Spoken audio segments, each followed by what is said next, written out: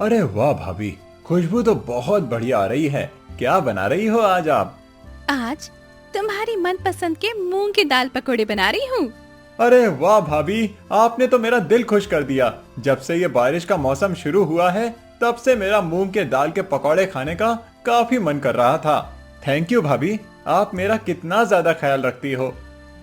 वैसे मैं ज्यादा ख्याल रखती हूँ या आलिया? आलिया? कौन आलिया भाभी? मैं तो किसी आलिया को नहीं जानता।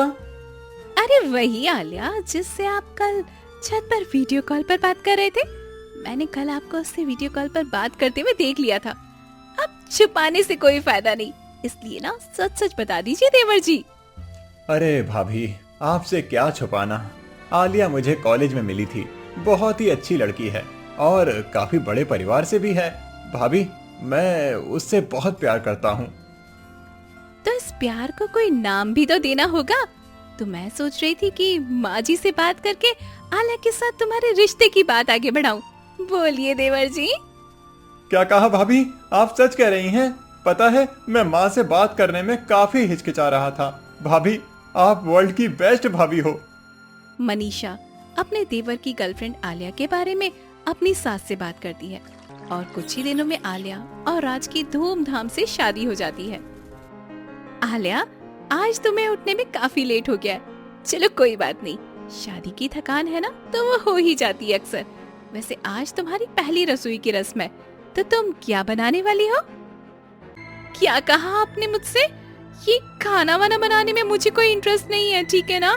आपकी तरह घरेलू गंवार नहीं हूँ मैं, बल्कि एक पढ़ी लिखी मॉडर्न लड़की हूँ मैं। अमीर परिवार से होने की वजह से आलिया काफी ज्यादा घमंडी थी। वहीं मनीषा एक मामूली गरीब किसान की बेटी होती है, इसलिए उसमें बड़ा ही सादगीपन होता है। अपनी देवरानी के आने के बावजूद भी जेठानी पहले की तरह पूरे घर वालों को अकेले संभालती थी। ये लीजिए माँ, इस साल खेती करके पूरे 20,000 का मुनाफा हुआ है।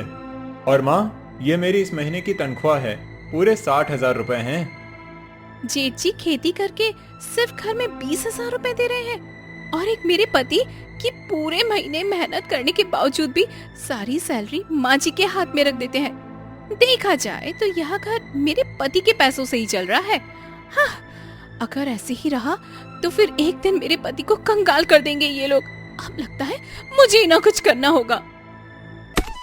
रोशन को शुरू से ही खेती में काफी लगाव था, इसलिए वो बीच में ही अपनी पढ़ाई छोड़कर किसान का काम शुरू कर देता है। वहीं छोटा भाई राज पढ़ने लिखने में काफी ज्यादा होशियार था, इसलिए आज वो एक बड़ी मल्टीनेशनल कंपनी में लाखों रुपए की जॉब करता है।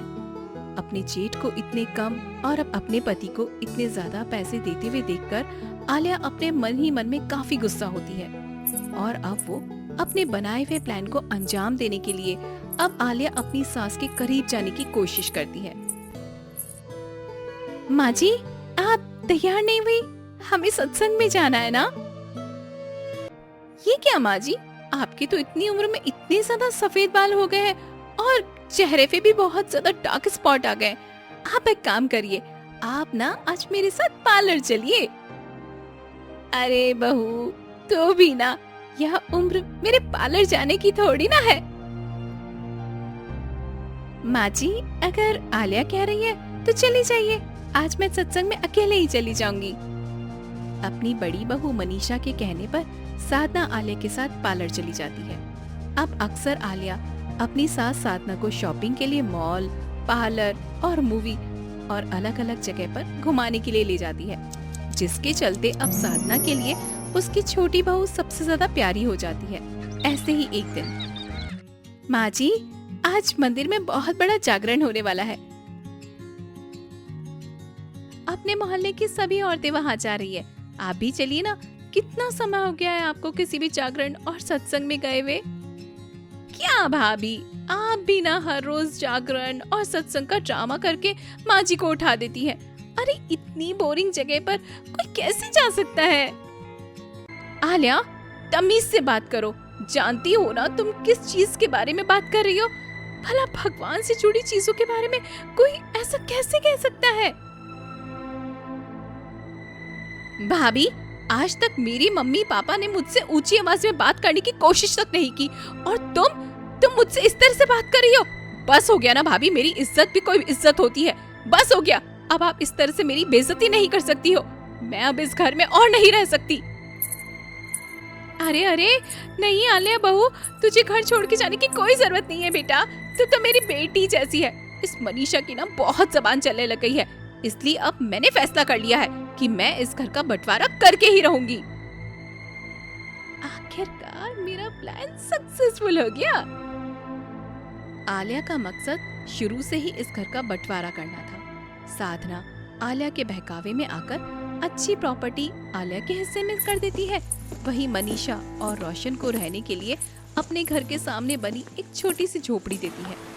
इस बारिश के मौसम में आए दिन उस झोपड़ी में कभी छत से पानी टपकता तो कभी दरवाजे खिड़कियों से पानी घर के अंदर आ जाता। मुझे माफ कर दो मनीषा, अगर मैं पढ़ा लिखा होता और एक अच्छी नौकरी कर रहा होता तो तुम्हें कभी भी ऐसी हालत में नहीं रहने देता। मैं जानती हूँ जी, जिंदगी में सुख के साथ साथ हमें दुख भी देखने पड़ते हैं। आप फिक्र मत करिए, देखना एक दिन सब कुछ ठीक हो जाएगा। जहाँ एक तरफ आए दिन गर्मी, बारिश के मौसम में झोपड़ी में रहने की वजह से किसी न किसी परेशानी को झेलती रहती, वहीं आलिया ऐशो आराम से अपनी जिंदगी जीती रहती है। कितनी सुकून भरी जिंदगी है मेरी।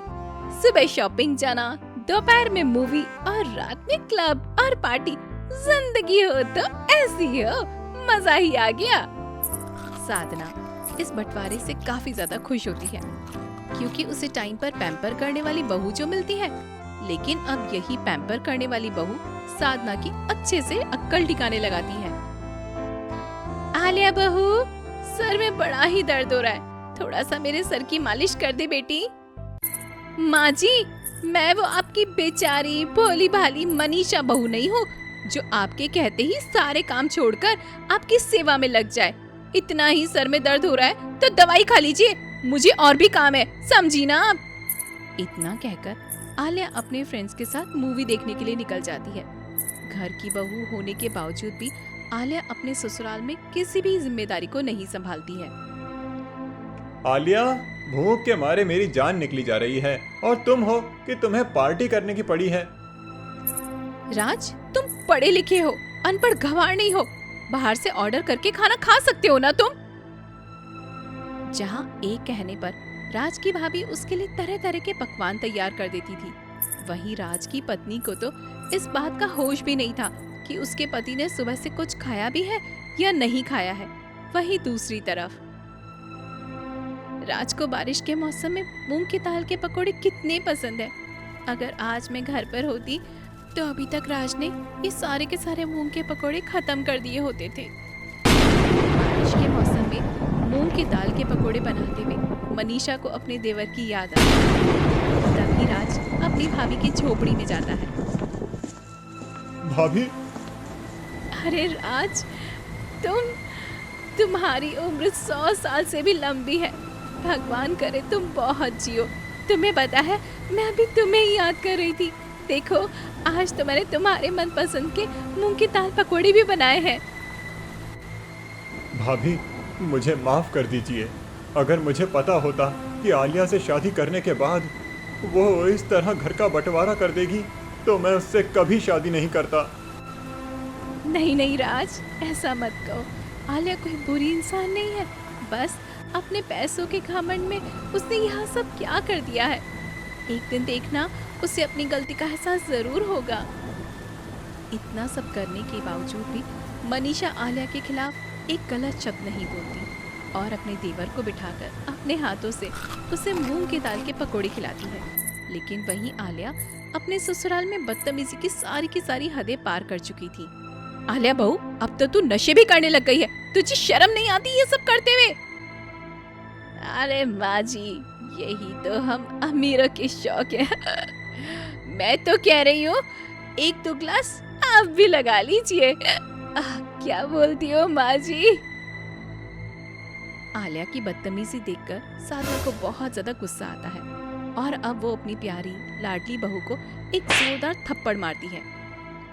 मुझे नहीं पता था कि तू इतनी बेशरम लड़की है। मैं ही पागल थी जो तेरे बहकावे में आकर अपनी लक्ष्मी जैसी बहू को घर से निकाल बैठी, लेकिन अब मैं अपनी गलती को सुधारूंगी। साधना को अपनी गलती का एहसास हो जाता है, जिसके बाद अब साधना अपनी बड़ी बहू से माफी मांगती है और वापस उसके घर में जाती है। वहीं अब अपनी सास की सख्ती करने पर आलिया भी अपनी हरकतों को सुधारने लगती है और अब दोनों देवरानी जेठानी एक साथ खुशी खुशी अपने ससुराल में रहने लगती है।